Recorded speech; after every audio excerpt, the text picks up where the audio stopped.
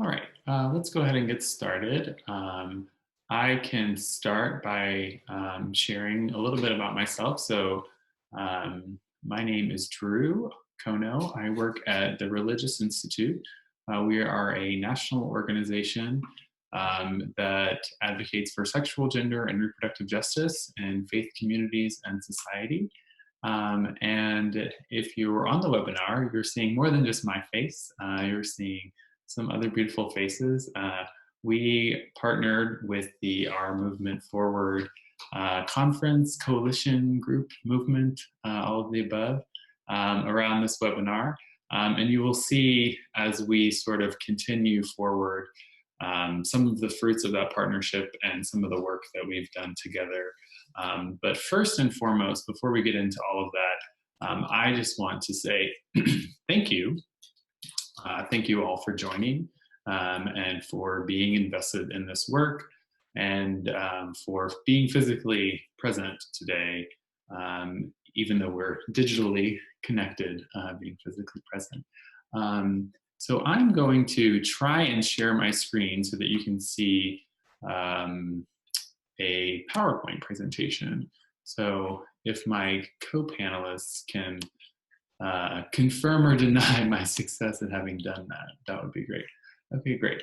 As you hopefully know, this is a webinar on radical solidarity and our movement forward, and we're going to be talking a little bit more about what that means. I just introduced myself. Again, my name is Drew Kono, and then we are also joined here today by three esteemed panelists. So if you all could introduce yourselves as well, that'd be great. Sure, I'll start. My name is Tracy West, and I am in New Jersey. I teach at Drew Theological School. I teach Christian ethics and African American studies. I'm a member of the New York Annual Conference of the UMC.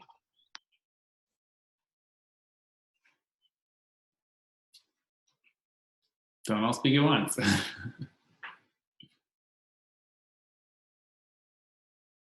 You're both muted if you're trying to talk. Okay. Hey, this is Cameron Overton. I am in Milwaukee. I am the lay worship pastor of Zao MKE Church, and I am also like a social worker, but I just like to be a part of Radical Solidarity.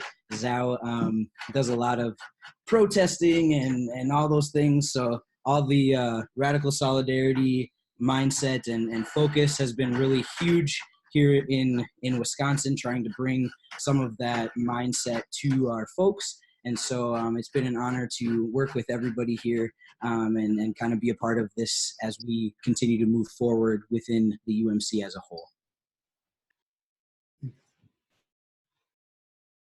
Wonderful.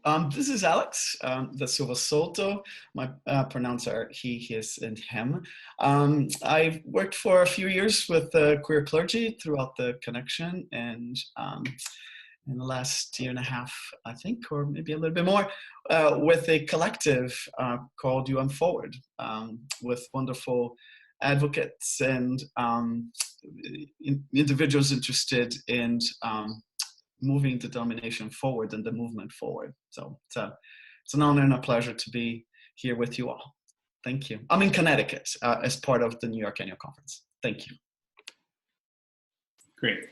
And we're also joined by all of you. So thank you so much for being here again. We really appreciate it. Yeah. So Alex and Cameron and Tracy are going to be helping me out in different parts of this. Most of the stuff that I've already shared with them, so they're prepared for. There are a few times towards the end where I'm going to invite them to join me in reading some of the responses to a survey that we got. And that's mostly just because you don't want to hear only my voice, and they have such beautiful voices. So it'll be great to sort of have a little variety towards the end, because there's some really great responses that we'll be able to get into. So what we'll be sort of covering today. The first thing is sort of defining what is radical solidarity. So there's a lot of conversation already that's happened about radical solidarity within this short time we've had together. So I think it's helpful for us to start with a little bit of a definition. From there, Cameron and Alex are going to share some stories of radical solidarity. So we'll get to sort of add some flesh to that concept and be able to sort of dig into it a little bit deeper. And then, as I mentioned before, we did conduct a survey on radical solidarity among POC plus Q plus T people in the UNC. And so you're going to get to see some of those responses, and we're going to think about what it means to move forward in radical solidarity together. A couple of things before we get to that agenda. So one is, I just said this acronym, which may be familiar to some of you, but it also may be new to some of you. So I just want to foreground a definition in that, just so that folks are all on the same page. So the acronym is POC plus Q plus T, and that refers to people of color, queer, and transgender people. And in this context, queer is used as an umbrella term to refer to all folks who have sexual orientations that fall outside of heterosexuality. That's not a perfect definition, and we know that definitions around sexual orientation, gender identity, and race and ethnic identity as well are very complicated. So this is a placeholder for us to have some common language, but there's a lot of complexity that underlies that. But I did want to sort of foreground that as a definition, because that's something that we used in the survey, and it's something that if you're familiar with the Our Movement Forward materials, you also will have seen. And so the next question is, why have a webinar on radical solidarity? The most simple answer is that radical solidarity is a concept that deeply informs the work that Our Movement Forward and Forward have been doing and intend to do in the future. And so as all of you prepare to attend the conference in just a few days, it is really important for folks to get on the same page because this concept and the sort of ethical charge that comes along with it is not inconsequential. It's not impersonal. It has theological consequences, social consequences, personal consequences. And so I think the organizers of the conference think that this is a concept that is worth some sort of pre-thinking. It's worth digging into, beginning the conversation, starting to sort of flex some of those muscles that maybe are unfamiliar, or maybe they were once strong, but they have atrophied in one way or another. So that's sort of the impetus behind this webinar, particularly in preparation for the Our Movement Forward upcoming conference gathering. So with that, I sort of invite Tracy to share a little bit with us around what is radical solidarity. And just this presentation is new, so the presenters or the co-panelists here haven't seen it. This is just the definition that we shared with the survey respondents on radical solidarity. So feel free to reference or ignore that.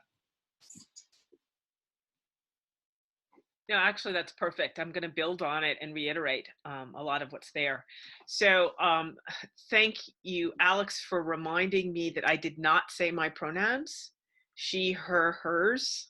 So I'm sorry, I should have said that.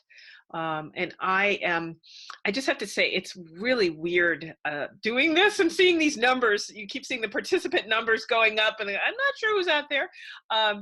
But so I'm going to refer to my notes, and as a preacher teacher, I have a lot more to say than I have in these notes. So I just need to say that. This is the brief version. So for our movement, I want to stress, as this screen reflects, that radical solidarity is based on the gospel of Jesus Christ.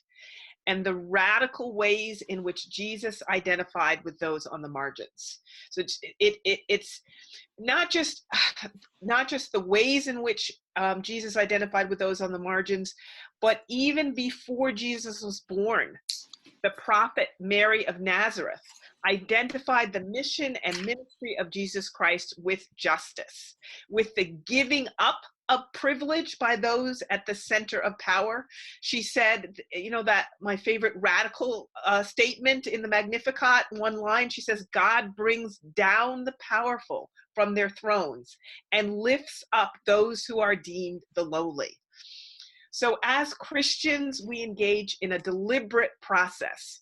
One of the reasons for doing this is to say part of the how of our work, how we do this work has to be deliberate. It has to be conscious of building our mutual connection and interdependence as a just relationship. So I'm going to just make 3 points here. One, it's awareness. It has to be awareness of systems of social privilege. What aspects, for example, of your racial, gender, sexual, national identities occupy the status of cultural norm and center? Who's considered the normal one? And who's the diversity is here? Welcome diversity, right? So who's the norm and who's the diversity? And so awareness of how we do and do not have access to that status of being the normal one. So secondly, it's taking action. It doesn't obviously remain with awareness. Awareness is certainly an important piece, but you have to take actions to give up privilege to which you have access and participate in the struggle for creating practices and also creating attitudes of equality and justice for those harmed, exploited, erased, excluded from church and society based on social identity. And the third piece, you have to, I believe we have to, if we really do this radical solidarity thing, we have to have both humility and bold risk-taking. So I know those are really different. Humility, listening, and bold risk-taking. That has to be part of how what we embody. And then just a couple of reminders I would throw out here. Radical solidarity is never false equivalency. We're all in pain. On the right, we're in pain. In the center, we're in pain. On the left, we're in pain. We're all in pain, right? That's never, never, never what radical solidarity is. Radical solidarity is never a victimization Olympics. It's never a victimization Olympics. Misgendering someone is much worse than calling them by the N-word. Calling them by the N-word is much worse than misgendering someone. The police ignoring the rape of a cisgender white woman is much worse than the police profiling a brown Latina, right? That's not what solidarity, radical solidarity is about. And it must never, it must include accountability to those on the margins, but it is never shaming or humiliating. It's never a kind of gotcha policing. And finally, I want to say radical solidarity is an ongoing process, reliant on God's grace. It wouldn't be a Methodist movement unless we talked about grace. For radical solidarity, it's an ongoing process, not something you put on your to-do list and you check off. Done it. Solidarity. Accomplished it. It's a process we're engaged in with one another. Leave it there. Great. Thank you so much. That was fabulous. I think really will sort of ground everything that we're doing moving forward. So I really appreciate that. Let's see what comes next here. So this is all sort of redundant at this point, but these are just some themes that I sort of lifted up from the definition that we shared initially with folks. And they're really sort of basics. One is that this is about community. It's about how we live with and among each other. Also, a distinction I think that's worth making is the distinction between allyship and solidarity, that those two things are not synonyms. They're not necessarily unrelated, but there are some differences in terms both of the level of responsibility as well as a sense of directionality, right? That radical solidarity is not just about me giving something to you, but it is about that sort of mutuality that Dr. West just talked about, and interdependence. And that, I mean, I think as you beautifully put in theological and political terms, that this is also deeply socially and politically informed and connected. So thank you so much for that. Cameron and Alex, I sort of invite you to share with us an experience. So the prompt officially is tell us about an experience you've had involving radical solidarity or lack thereof. You're welcome to interpret that and sort of take that where you will. So thank you.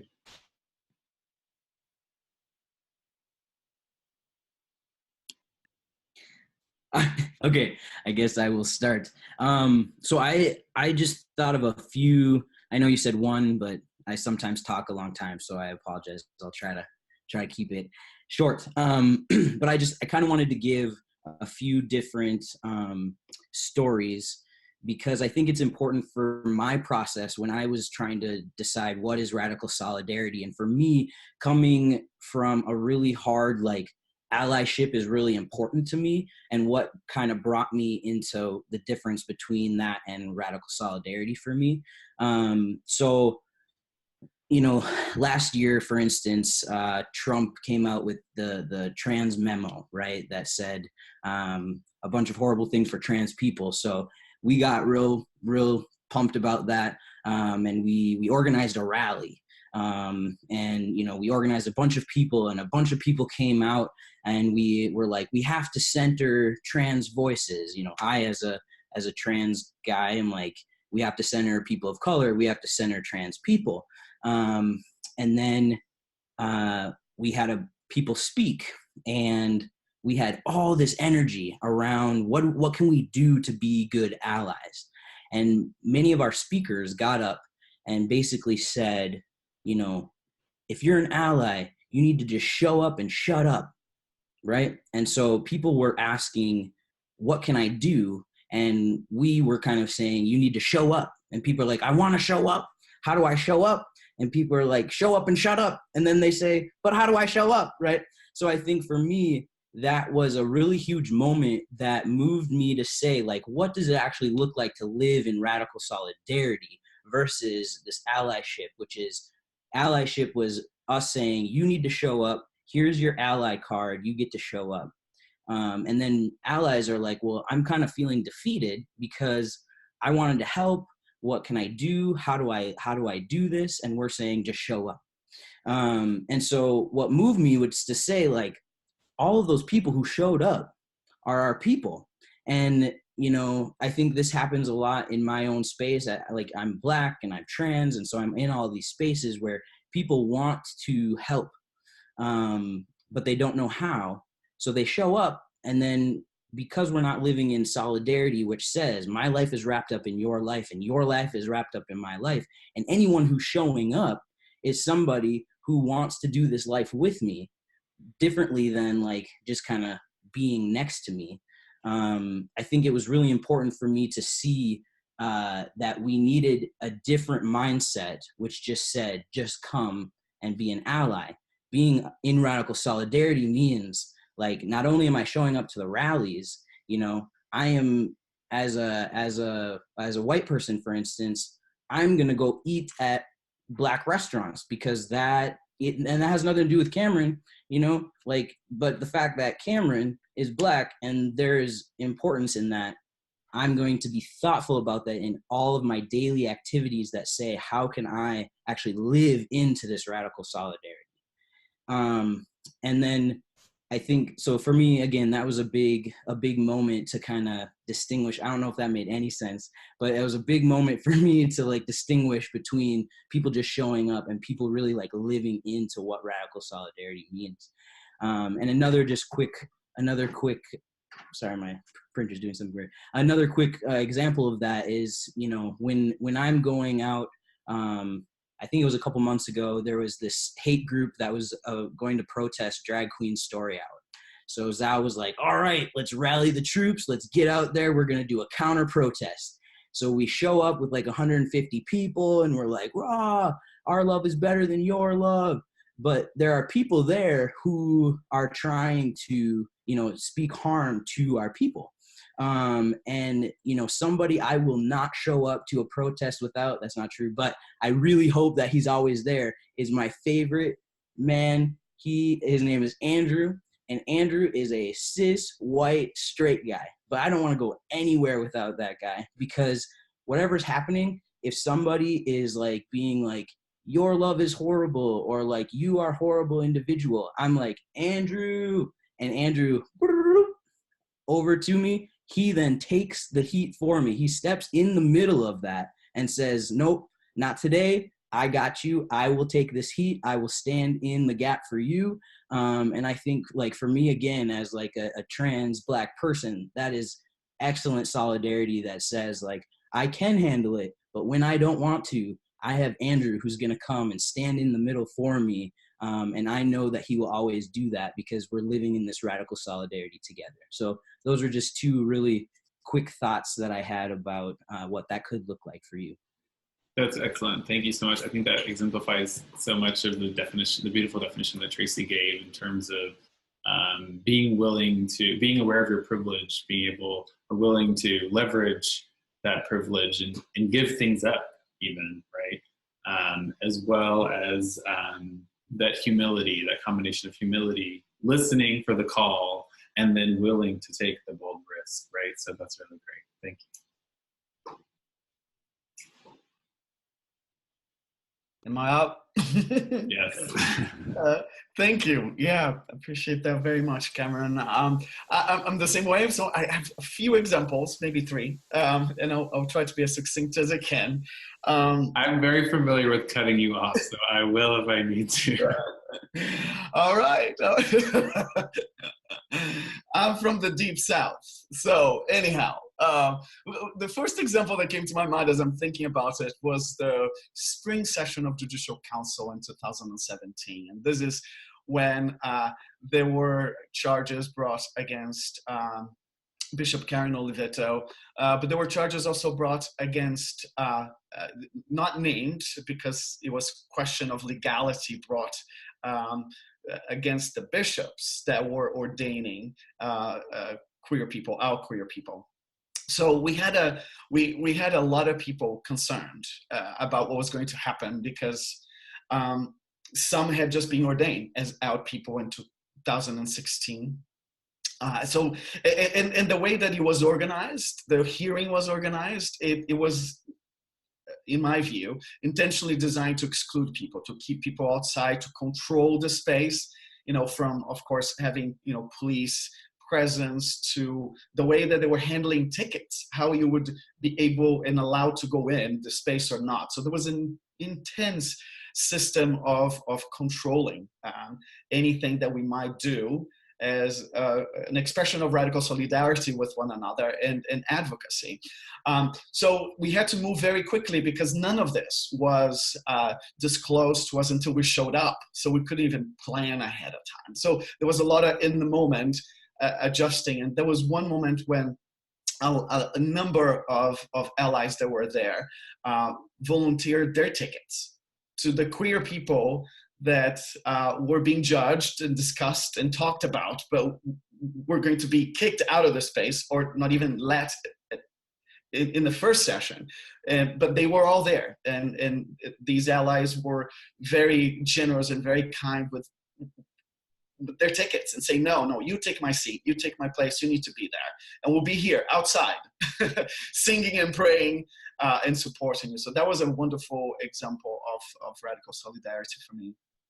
Subsequently, in 2018, for elections, for delegation, for General Conference in New York Annual Conference, we did very intense intersectional work to push for a delegation that will be representative of minorities, right, of underrepresented people, people of color, queer people. So there were a lot of tension and intense work and difficult work. But I believe that delegation represented and embodied radical solidarity. For we had, people of color, we had heterosexual folks, and we even worked with elected delegates that, ascribes to WCA philosophy, theology, but we tried to the best that we could to work together. So that delegation really embodied radical solidarity, and all the siblings that stepped aside and gave up their seat. And so the ones that were elected as alternates could get a chance, right, to be on the floor and to speak up and to do their work. And the most recent example is one we published in the website for Forward, is Ian Wuriola, who was an amazing delegate and ally at General Conference, a lot of times taking the heat for us and sneaking in because he was not one of those with a scarlet letter on him.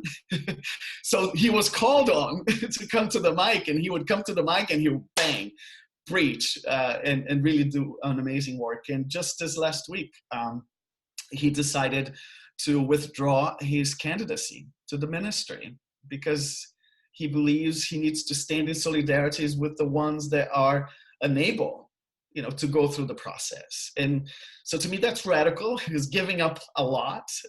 He grew up in a denomination, and this has been part of, he invested financially, his education, all that. And he's saying, nope, I'm standing with the folks outside.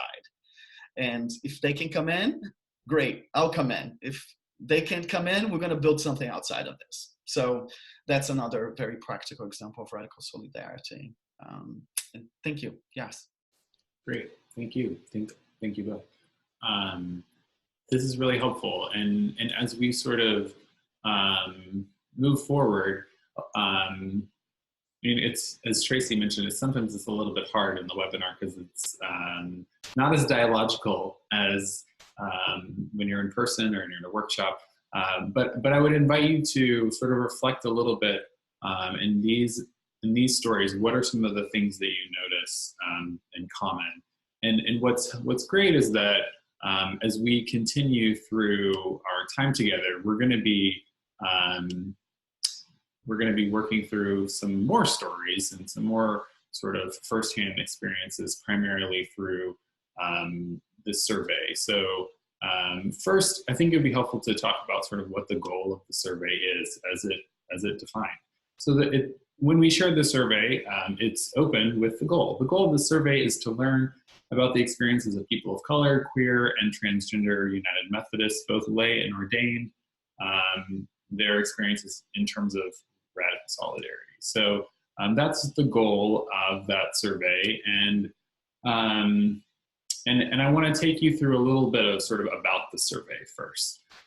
So the survey was shared with, and if you're not a numbers person, we're going to get to some of the more sort of, I guess, qualitative and less quantitative pieces of this, but there is some quantitative as well. So the survey was shared with 170 people. It was shared with, at the time, all of the POC plus Q plus T people who registered for the Our Movement Forward conference. Maybe there'll be a concert, but it's not on the program yet, to my knowledge.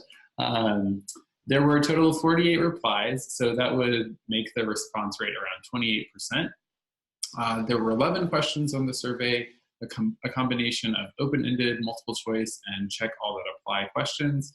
And then a couple other things to note. Interestingly enough, there was 100% completion, so no one who started the survey didn't complete the survey, and that there was only one person who erroneously completed the survey, at least in terms of the way that it was sort of defined as for POC plus Q plus T folks, and that person in all the results that you will see was excluded, just to sort of not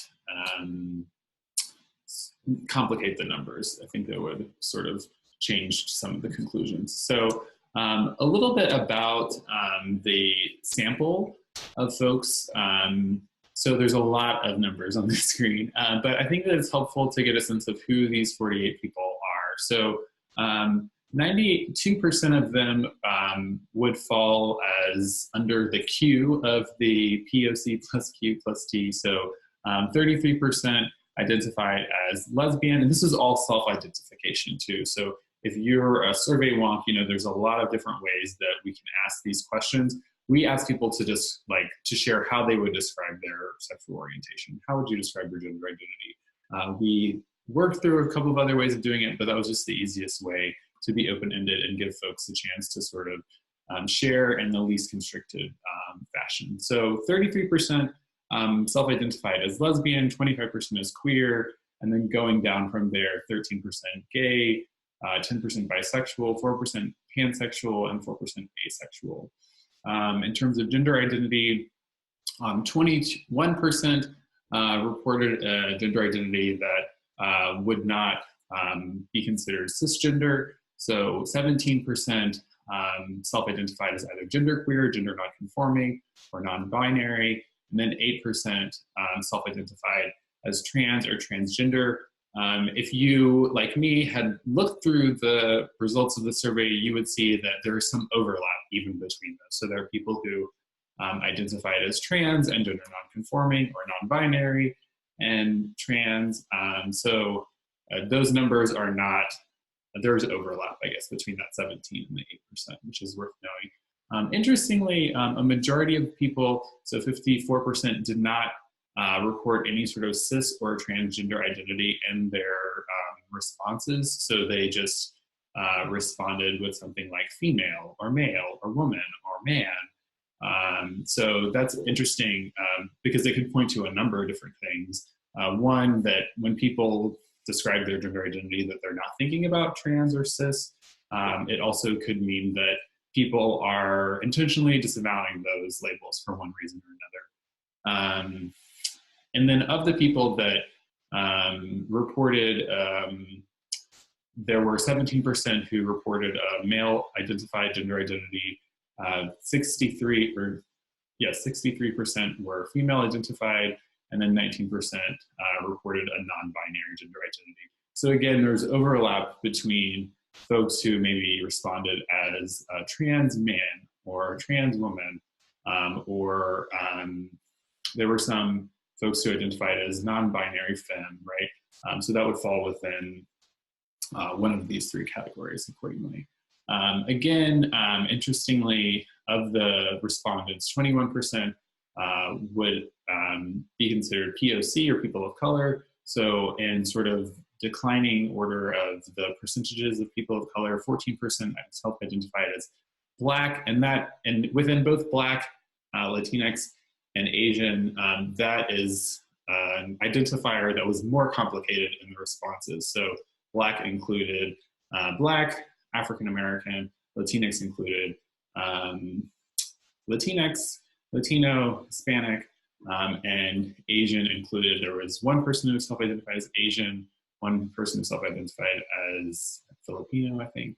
And then from there, 4% biracial, 2% Middle Eastern, and then the remaining majority who did not self-identify were self-identified as white, did not self-identify as a person of color, or self-identified as white.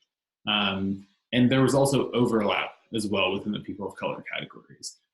So there were people who self-identified as Black and biracial, or on and on. So some interesting data there. And then we also invited folks to share other identities that were relevant to them. So there were a range of identities that were shared, including ability, geography, political commitments, family construction, economic status, age, and on. So I'm not sure how representative the sample size is of the entire United Methodist Church, since it's only 48 people, but it is interesting for our purposes because it comes from people who will be attending the conference with you. And so I think that these are your neighbors in that sense at the very least. And this is a little bit of a sort of profile of who they are. Moving forward into some of the questions that they were asked. Oh, sorry, a little bit too far forward. So one of the questions that the respondents were asked is, what do we as a church movement need to do in order to live out our commitments to radical solidarity with POC plus Q plus T people? So they were given a range of options and were invited to check all that apply. I think that you will see, which the next slide gives you sort of all of the options as well as the percentage of people that checked the options. You will see that all of the options were fairly popular, and there were some that were especially so. And I think that, if you, once you get this, once you get the webinar, a recording of the webinar, this is a place that may be worth your time to sort of return to some of these responses and to reflect for yourself on how this applies to me, or how I might sort of ritualize or adopt some of these practices into my life. So without any further ado, so here are the options, and I just put them in the order that they appeared on the survey. And so the first is, we as a church movement need to become more aware of our access to privilege. So 58% people said that that's something that we as a church movement need to do in order to live out our commitment to radical solidarity. Interestingly, that was the lowest percentage, but still is a majority of people. And then relatedly, we as a church movement need to leverage our access to privilege in order to live out our commitment to radical solidarity. 60% of people said that was something that needed to be done. And then one of the most popular responses, the next one, that we as a church movement need to learn how to be held accountable, receive critical feedback, and apologize when we make mistakes. So 83% of people said that that's something that as a church movement we need to do. The next is to see more models of collaborative decision-making among people of color, queer, and transgender people. So 75%, or 3/4 of respondents, said that that was something that needs to be done. Then the most popular response was that we as a church movement need to do work on how to divest ourselves from white supremacy, patriarchy, heterosexism, and transphobia. So if you only walk away with one of these, this is the one that the majority of people said that they thought the church movement needs to commit to doing. So that's really interesting, and it's definitely incumbent on all of us to think through. And then lastly, also a very popular response was that we as a church movement need to gain a deeper awareness of how resentments, pain, collective histories of exclusion are destructively creating competition among us. So a lot in each of these. And like I said, this would be, if you have the screenshot ability, now would be the time to get a screenshot. If you don't, once the recording is out, you can return to this. I think there's a lot to think about here. And the sort of remaining slides are also very content heavy. So it's something that we can present to you in this moment, but it's also something that we all have to continue to think through and to work through as we move forward. This was a really interesting question, and I think it's one that had some of the most rich responses to. It was an open-ended question, and it goes, as you can see, it asks, what are some concrete ways that you hope this conference will enable you to feel truly supported in a church movement rooted in radical solidarity? So now is when I will invite Alex and Cameron and Tracy to help me in reading some of these. I did not pull all of the responses, but there were some particularly rich responses that I think are worth just allowing them to resonate. So for the sort of participants on this webinar, this may have sort of the effect of a litany or a coda, but I do think that it's helpful to give voice to these people's responses. And I think one of the things, we didn't talk about this when we introduced the survey, but these are really questions that often people don't take the time to ask. And as queer people, as trans people, as people of color, there aren't many spaces to allow these responses to really resonate. So I think it's meaningful. I mean, I could have done, if you're familiar with sociology, I mean, you could do like coding of the responses and see the themes that emerge and all of that sort of thing. And I think that could be particularly valuable.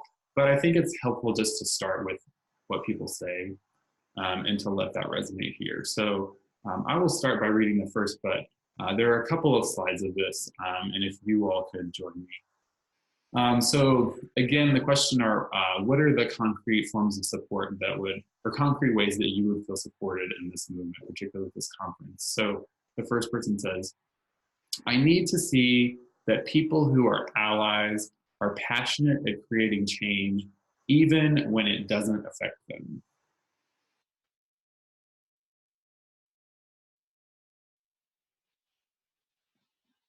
And if one of you can pause as long as you like, but also whenever you're ready, you can start to read the remaining ones.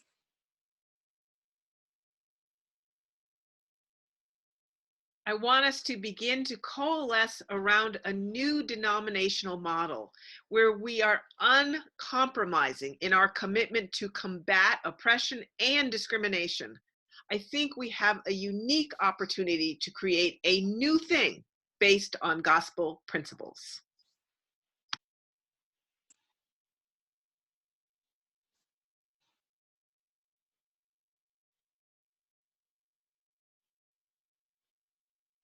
I'm honestly doubtful that I will feel truly supported until the UMC decides I deserve all the same rights as my heterosexual friends and colleagues.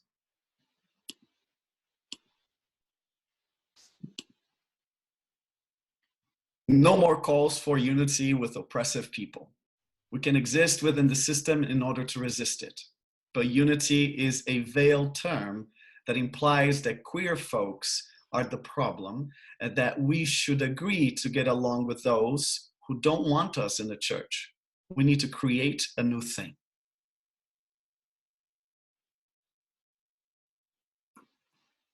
Including open conversation about race.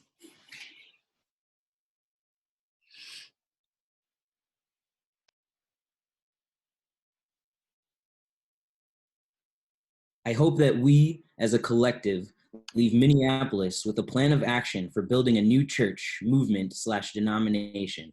I will feel supported and hopeful if I leave with confidence that we are working together with God towards something new.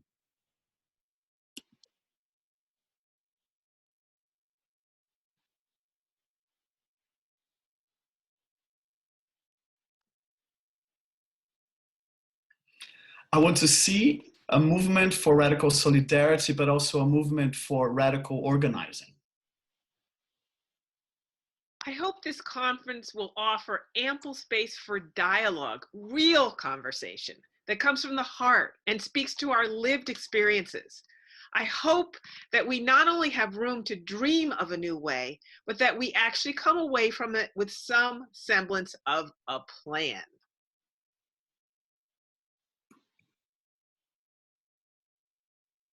I hope to have space to tell my story.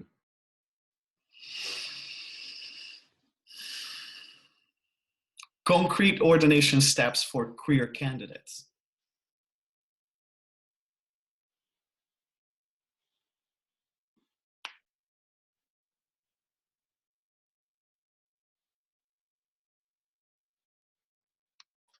Gentleness, acknowledgement that we are all hurting, sincerity in not doing even more harm in this space.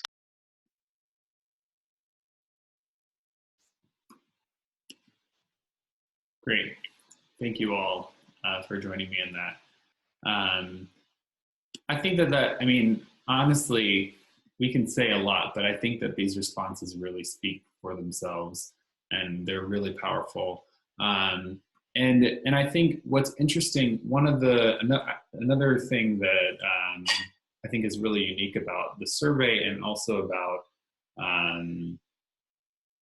this concept of radical solidarity, it really sort of shifts our paradigms, is that we asked the survey respondents at the end of the survey how they are committing to be in radical solidarity as this church movement moves forward.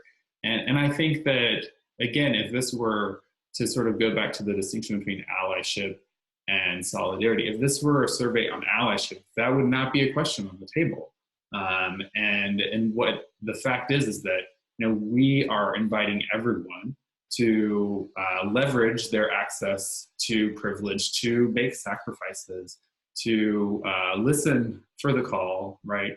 To be humble and to respond when they're called upon. So this is shorter, but some of the ways that folks are committing to be in radical solidarity include,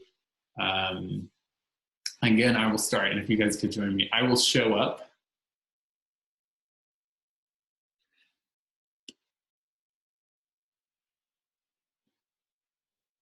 I'm committed to examining my own racist and homophobic tendencies and hopefully not let them impact the way I treat others.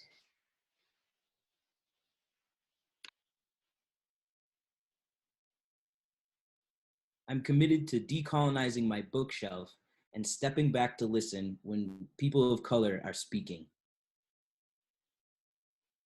I will let go of some of my anger to move forward as one movement that has many people a part of it as well.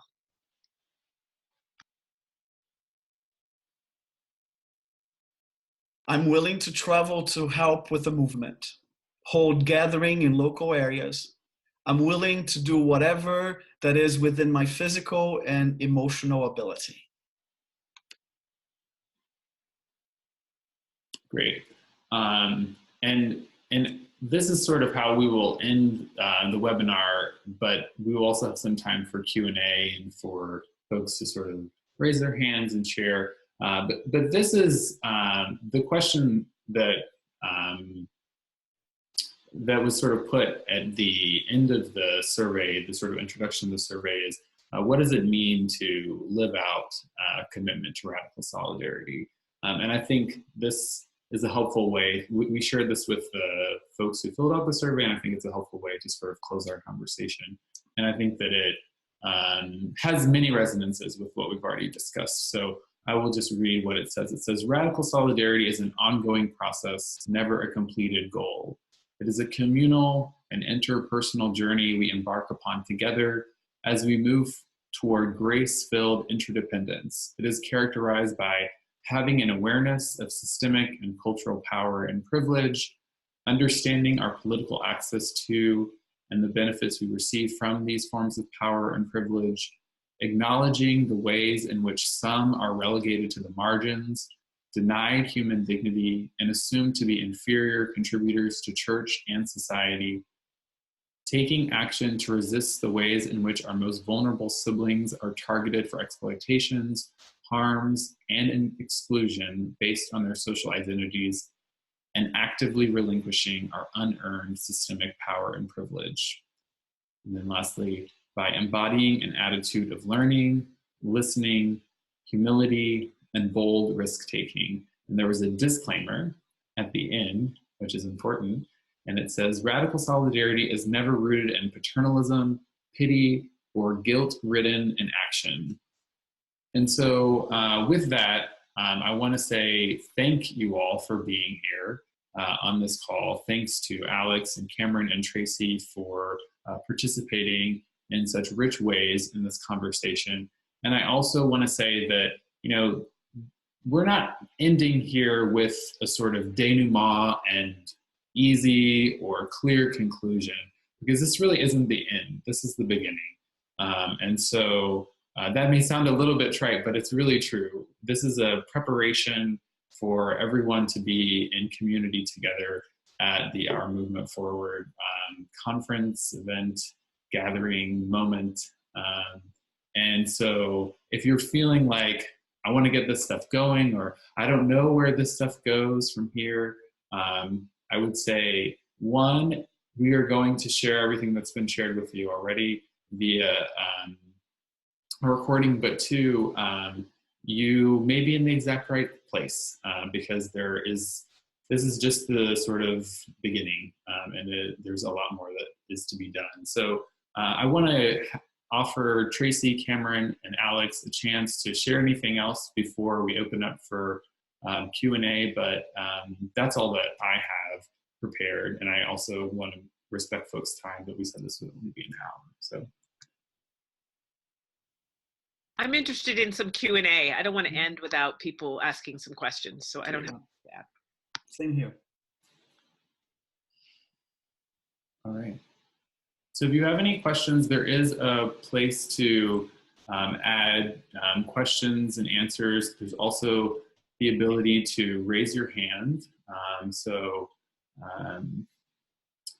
And I have not been able to take a look at the chat box just because I was sharing my screen. So if there are any questions that have come up there, and other of my panelists have seen those, that would be really helpful to me if you could point those out. I've been monitoring the chat. No questions have come up of there. In the Q&A, only one question about the sharing of the, okay. And you already answered. Great.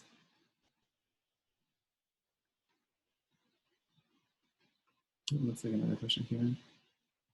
So Kimberly Scott says, I love some of the examples that Alex gave of the things done in the New York Annual Conference. My struggles as QPOC in the West is the, all caps, lack of QPOC representation in the West. How can the ideal of radical solidarity include geographical solidarity? It's a great question.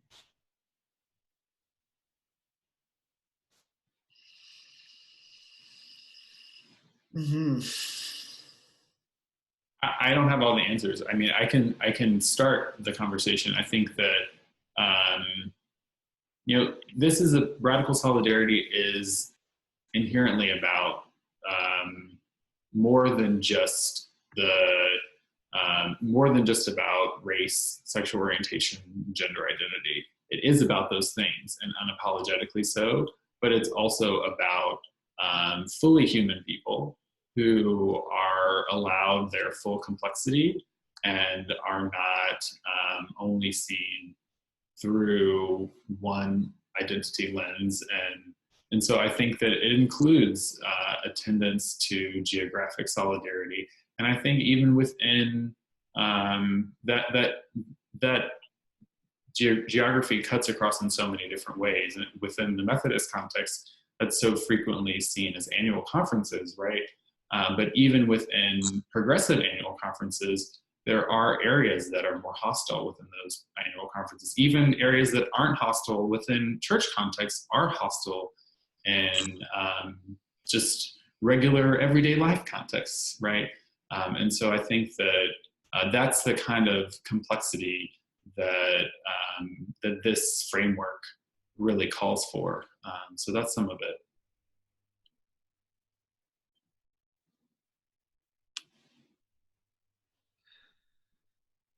I also think that, you know, because I'm in Wisconsin, and often when we're traveling around, they're like, we don't have Black people here, right? And so, like, my answer is, like, you're not off the hook just because you don't have Black people here. There are things that we can do in the broader sense to make sure that we are still living in radical solidarity.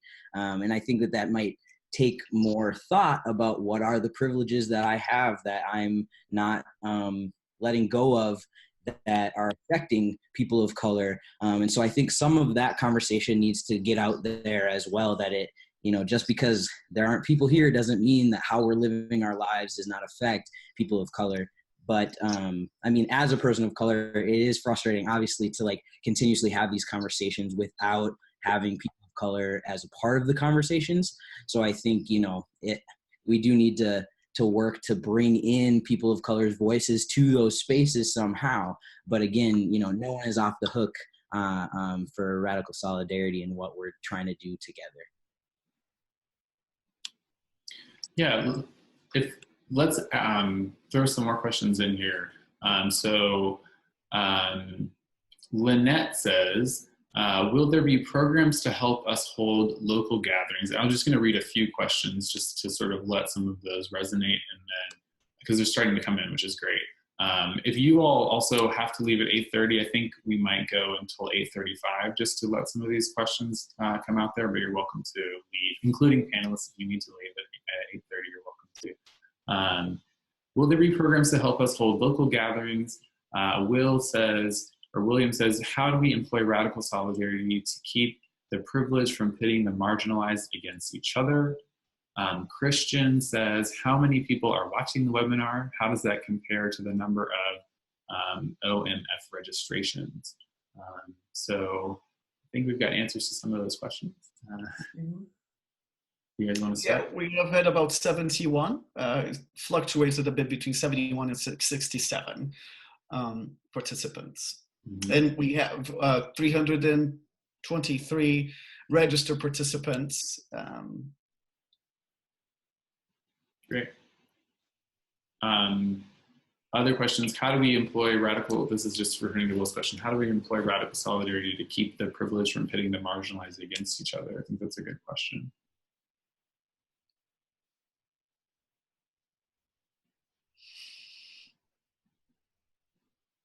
I think that relates to Kimberly's question also, right? Because there's geographical privilege. So in my view is the big picture, right? I may be given some privilege and some gains and some crumbs here in New York Annual Conference, or some slices of bread, but before I accept them wholeheartedly, right? It's important that I look at the big picture, right? What is it costing the entire movement for that slice of bread or the half loaf for me and for my folks here? So am I willing to say, you know what, if all you can give are crumbs for everybody, I'll take the crumbs. We'll eat the same thing, as opposed to, okay, give me that slice.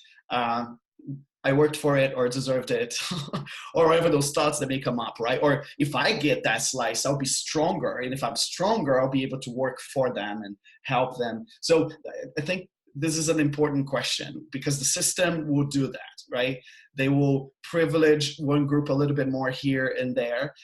They would give a place at the table to a particular person or a particular group, not because they believe that person or those groups really deserve that place and want to hear from them, but it's just a way to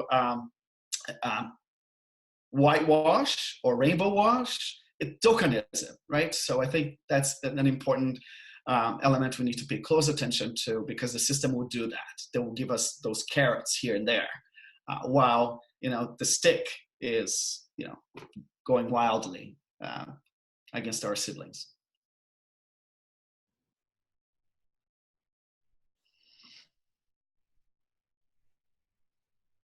Yeah, I wonder if other folks have anything to add, else to add. I think, I think that inherent within radical solidarity is a commitment to listening, right?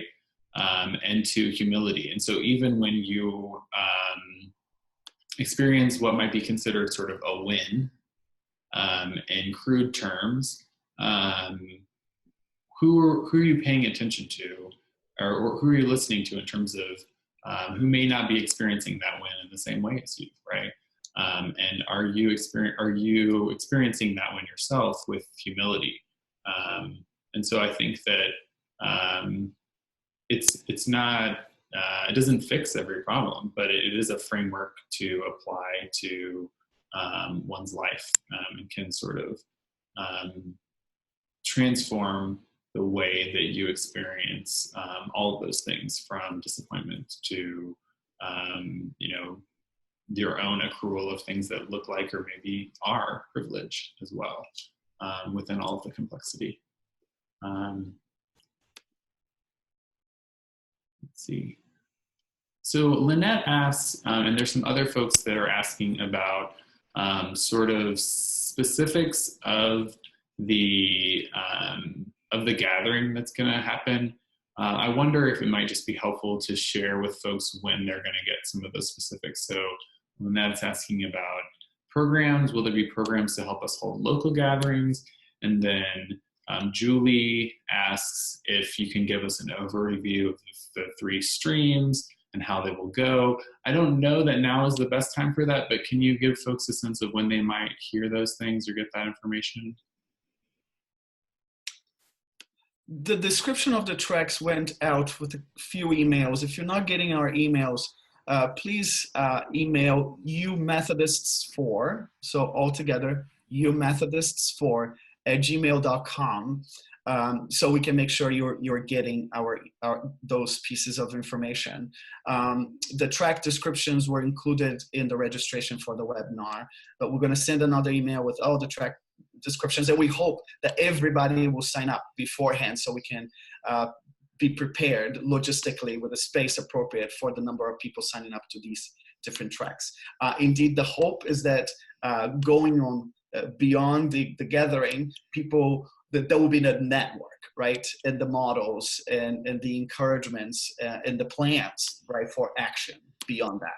So it's not just a gathering and just ideation, but plan and actionable plans to go after that. Great. All right. Just reading through some of these questions here. Looks like M has shared the email in the chat, so that's great. And Will has shared the tracks, the links to the tracks, so that's very helpful as well. And it looks like we have one more question, and then we have Brian Kleber, or I may be mispronouncing your name, apologies, who has his hand raised, and then Kimberly. It is 8:35, so I think what maybe makes the most sense is to read out this A. Spencer question and then briefly answer that, and then maybe it looks like someone just lowered their hand, so maybe Brian, we can follow up with him afterwards, just so that we don't spend the whole evening here, because we could do that too. So A. Spencer says, there is present in the discussion and the ideas a sense that we are the voices of people who have some access to privilege, even if not all kinds of privilege. I'd love to think more about radical solidarity by people who have disabilities, age limitations, different educational attainments, poverty, and the rural-urban divide. How do we get into thinking about expressions of radical solidarity with that diversity? What do you think, panel?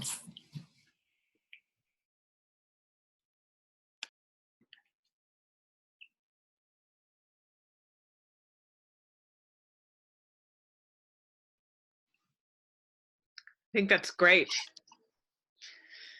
It's a process, and I think this question enables us to deploy the process of radical solidarity in ways that are expansive and attend to sort of exploitation and marginalization is a hydra head. It changes in all sorts of shapes and forms, and I think this question is reminding us of that with some specific examples.